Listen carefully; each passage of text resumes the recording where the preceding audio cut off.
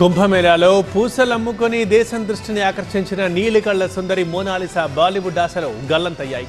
మోనాలిసాకు సినిమాలో ఛాన్స్ ఇప్పిస్తానని చెప్పిన director Sanoj మిశ్రాని rape కేసులో ఢిల్లీ పోలీసులు అరెస్ట్ చేశారు.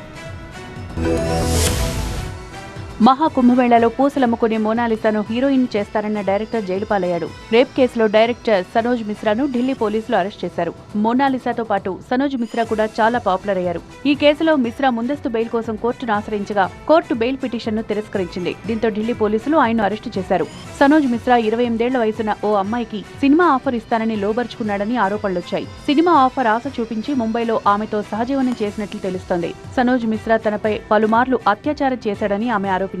తనని వివాహం చేసుకుంటానని మోసం చేశాడని పోలీసులకిచ్చిన ఫిర్యాదులో పేర్కొన్నారు. 3 సార్లు గర్భస్రావం చేయించుకోవాలని బలవంతం చేశాడని, ఇప్పుడు మోసం చేస్తున్నాడని చెప్పి ఆ మహిళ పోలీసులకు ఫిర్యాదు చేసింది. 28 మహిళ ఫిర్యాదు ఆధారంగా సెంట్రల్ ఢిల్లీలోని నబీ కరీం పోలీస్ స్టేషన్లో మిశ్రాపై ఎఫ్ఐఆర్ నమోదు చేశామని పోలీసులు వెల్లడించారు. మార్చి 6న అత్యాచారం, దాడి, గర్భస్రావం కలిగించడం, బెదిరింపులకు సంబంధించిన సెక్షన్ కింద ఎఫ్ఐఆర్ నమోదు చేశారు. ఈ దెబ్బతో మోనాలిసా ఆశలు గల్లంతయ్యాయి అంటున్నారు నెటిజన్స్. సినిమా పేరుతో ఆశలు రేకెత్తించి ఇప్పుడు మధ్యలోనే ఆమెను వదిలేసిన పరిస్థితి నెలకొందని అంటున్నారు.